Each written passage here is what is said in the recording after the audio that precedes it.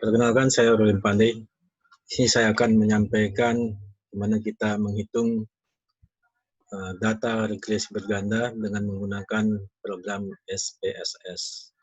Untuk itu, sebelum kita masuk ke penggunaan program SPSS, ini saya akan memberikan contoh data dengan konsep sebagai berikut.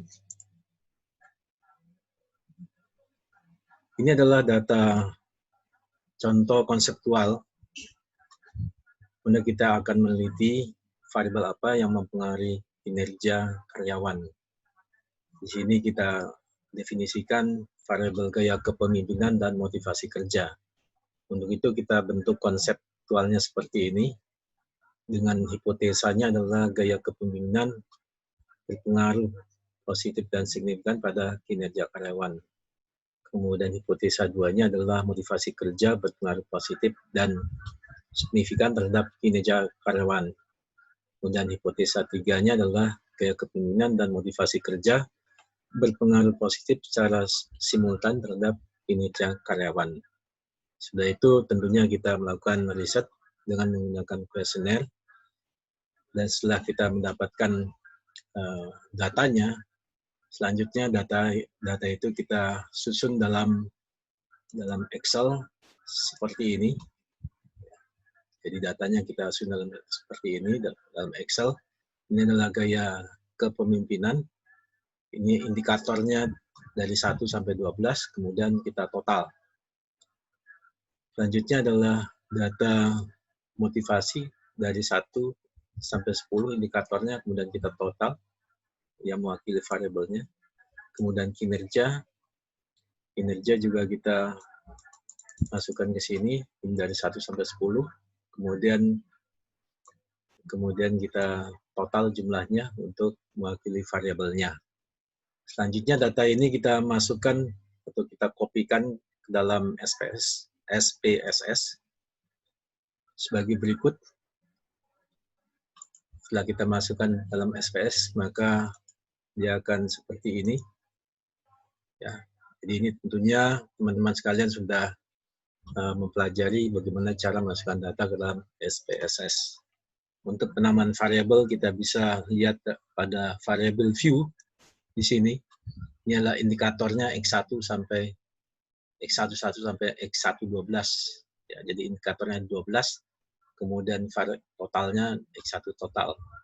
Kemudian untuk X2-nya X21 sampai X20.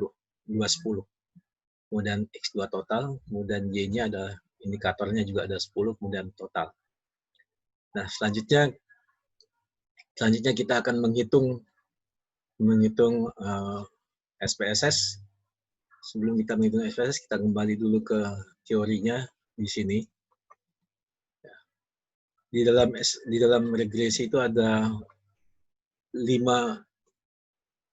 tahapan uji klasik, yaitu uji normalitas dengan menggunakan Kolmogorov-Smirnov atau Shapiro-Wilk, kemudian uji linearitas dengan menggunakan compare mean, kemudian uji autokorelasi dengan menggunakan Durbin-Watson, uji multikolonialitas dengan menggunakan nilai tolerance dan VIF, kemudian uji heteroskedastisitas dengan menggunakan standardized residual plot. Nah, sedangkan di dalam regresinya sendiri, itu yang akan kita perlukan adalah nilai rata-rata variabel, kemudian matrik korelasi, kemudian R-square, Durbin-Watson, F-test, T-test, kemudian multikolonialitas test, kemudian standardized residual. Kita kembali ke SPSS. Kita mulai dengan menghitung linearitas. Untuk menghitung linearitas, kita mulai dari analyze, kemudian compare mean, kemudian mean.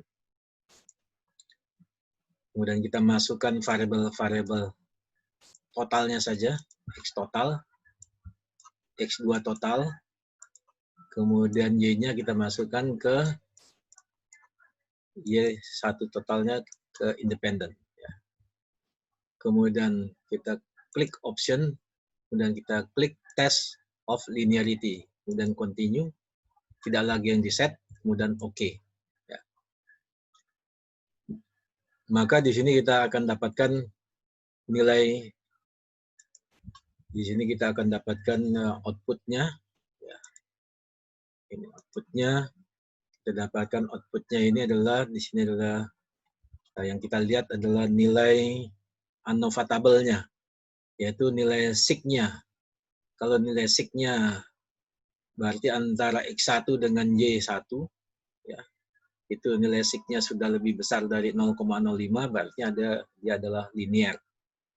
Kemudian X2 dengan Y1, di sini adalah nilai sig-nya lebih besar dari 0,05, berarti dia disebut linear. Kalau dia lebih kecil dari 0,05, berarti dia tidak linear.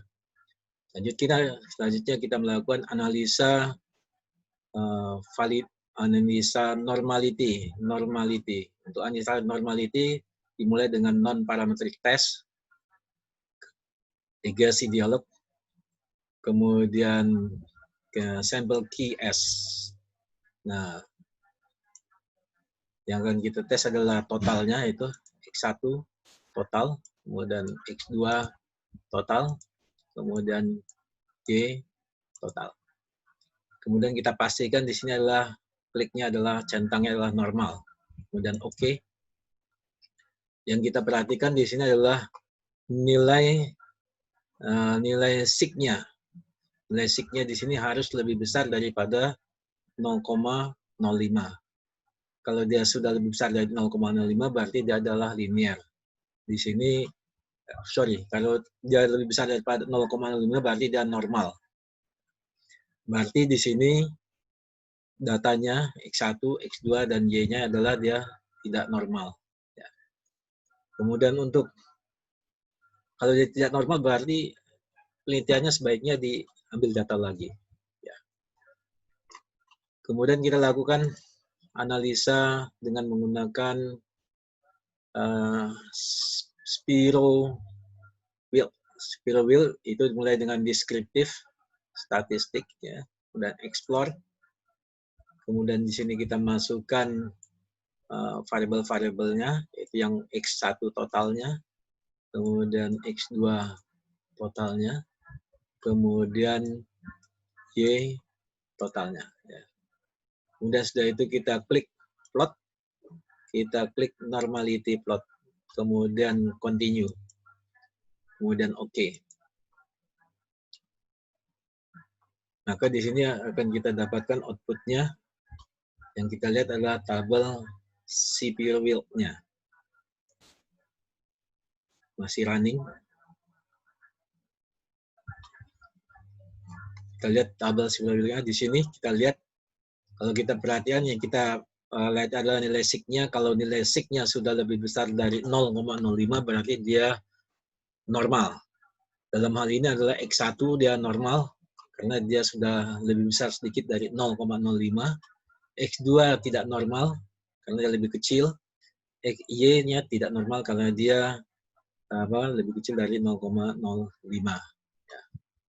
Nah, selanjutnya kita melakukan bagaimana menghitung validitas, yaitu dengan analyze, kemudian correlate, bivariate. Ya. Kemudian kita masukkan di sini adalah X1 totalnya, kemudian X11 sampai X112. Kita tekan untuk ngeblok, tekan tombol shift. Oke, kemudian kita pastikan di sini ada person, kemudian tutil, kemudian oke. Maka kita akan dapatkan outputnya. Nah, ini kita dapatkan outputnya. Yang kita perhatikan di sini adalah baris pertamanya saja, ya. Di sini nilai person correlation-nya adalah bintangnya ada 2. Bintang 2 itu berarti dia signifikan pada 0,01. Kalau bintang 1 itu signifikan pada 0,05. Berarti dia semuanya adalah, indikatornya adalah valid.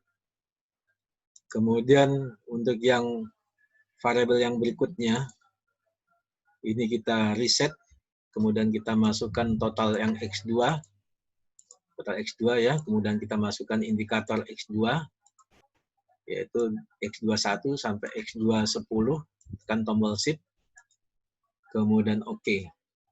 Yang kita perhatikan baris pertamanya dia sudah bintang, berarti dia valid semuanya. Kemudian correlate bivariate, ini kita reset, kemudian kita masukkan Y total, kemudian di sini Y11 sampai Y10, Y110. Kemudian oke. Kita perhatikan di sini baris pertamanya berarti semua indikatornya adalah valid karena dia signifikan pada 0,01. Kemudian untuk menghitung reliability, yaitu kita klik scale reliability analysis, kemudian kita masukkan indikator yang X1-nya saja. Kita menghitungnya satu-satu, X11 sampai X112. Oke. Kemudian kita pastikan di sini modelnya adalah model Alpha Cronbach. Tidak ada lagi yang kita setting, langsung kita bisa oke. Terdapatkan nilai Cronbach-nya adalah 0,7, berarti sudah lebih di atas 0,6, berarti dia reliable. Kemudian untuk variabel yang berikutnya, reliability analysis, ini kita reset, kemudian kita masuk yang indikator yang kedua, X21 sampai X210, kemudian kita oke. Nah, kita lihat di sini Cronbach-nya adalah 0,7 di atas 0,6. Kemudian kita lanjut dengan yang berikutnya, reliability, kemudian reset dulu. Kemudian kita masuk yang indikator yang Y1 sampai dengan Y10. Kemudian, salah klik. Kemudian kita masukkan Y1,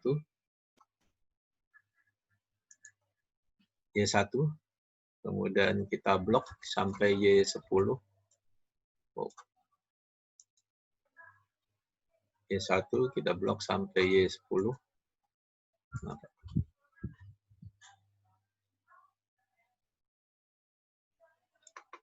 Y1 kita blok sampai Y10.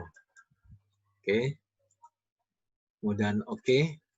Maka di sini kita dapatkan 0,7 sudah di atas 0,6, berarti artinya adalah reliable. Berarti semua variabelnya adalah reliable. Nah, untuk selanjutnya kita melakukan analisa regression, kemudian regression linear. Ini dependent variabelnya, variable dependent, berarti Y-nya. Ini kita masukkan Y1 total. Kemudian independent variabelnya berarti X1 total, kemudian X2 total. Kemudian kita klik statistik, kita setting, sini R-square, descriptive, partial correlation, collinearity, kemudian Durbin-Watson. Kemudian continue, kemudian kita klik plot. Di sini adalah untuk analisa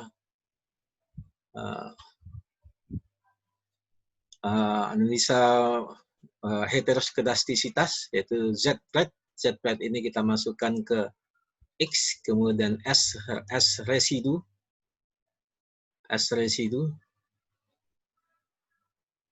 Z-plot, S residu, ya, S residu, ya kita masukkan ke sini, ya. Kemudian histogram normal probability, kemudian continue. Kemudian di sini cukup kita pilih enter saja, kemudian oke. Maka kita akan dapatkan hasilnya seperti ini.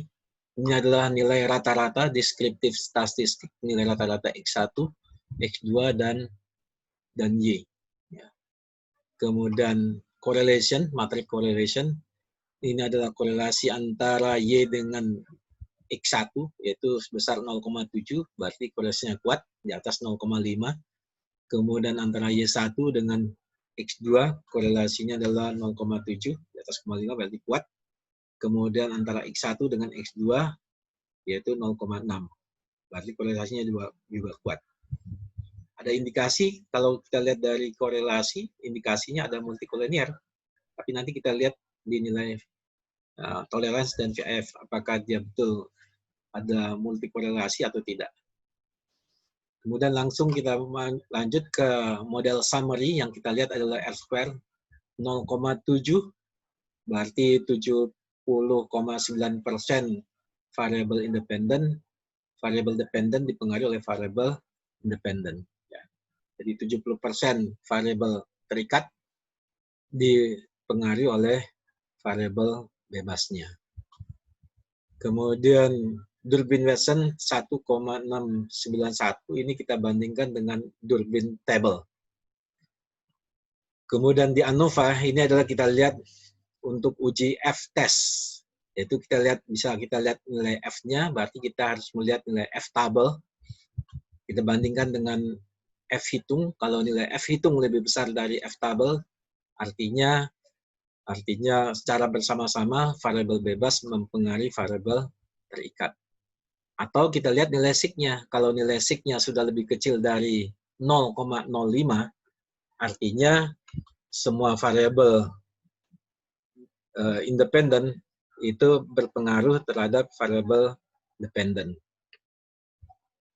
Selanjutnya kita lihat tabel koefisien. Yang kita perhatikan di sini adalah koefisien dari persamaan regresi. Ini adalah konstantanya 3,492. Kemudian untuk X1 itu adalah 0,302. X2-nya adalah 0,538.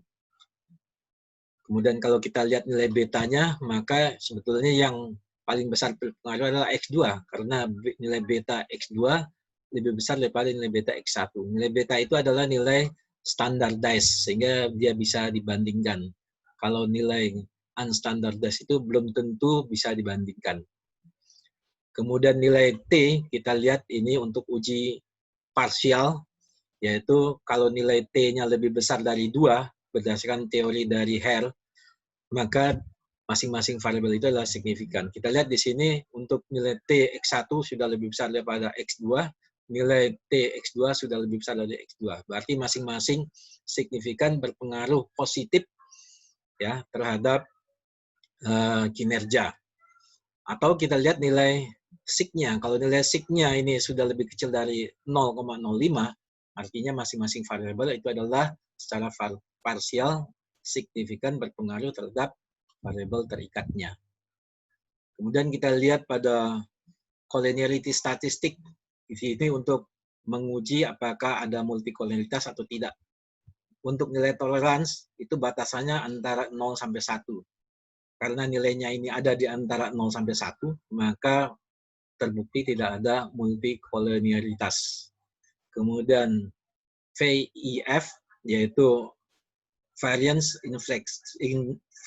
inflection factor. Indikatornya adalah nilainya harus di antara 1 sampai 10. Kita lihat di sini nilainya ada di antara 1 sampai 10, berarti terbukti tidak ada multicollinearitas. Nah, selanjutnya di sini adalah histogram residual. Ini untuk menyatakan residual itu adalah selisih antara data Y dengan data prediksi. Ya. Ini residualnya sudah normal. Nah, kemudian untuk heteroskedastisitas, kita lihat pada diagram ini, regression standardized prediction value, predicted value, dan residual studentized residual, ini tidak membentuk suatu pola, ya. Jadi suatu pola tertentu, ya. Nah, kalau dia tidak berbentuk suatu pola, berarti dia tidak ada heteroskedastisitas. Artinya varians dari variabel tersebut adalah tidak sama atau berbeda. Nah, kalau kita lihat dari persyaratan regresi, dari persyaratan uji klasik tadi, kita perhatikan dari persyaratan uji klasik, normalitasnya tidak memenuhi. Linearitasnya oke, Durbin Watson oke, toleransinya oke, standardized oke, tapi di sini tidak normal. Berarti regresinya masih ada bermasalah. Nah, kemungkinan kalau kita gunakan untuk forecasting, dia akan menimbulkan bias. Tapi kalau ini untuk digunakan untuk ilmu sosial, ya ini tidak terlalu signifikan pengaruhnya, jadi masih bisa dapat digunakan ya. Ini digunakan kalau kita ini kelima syarat ini harus dipenuhi kalau kita gunakan untuk forecasting. Oke, demikian teman-teman sekalian, itulah cara menghitung dan menganalisa regresi berganda dengan menggunakan program SPSS.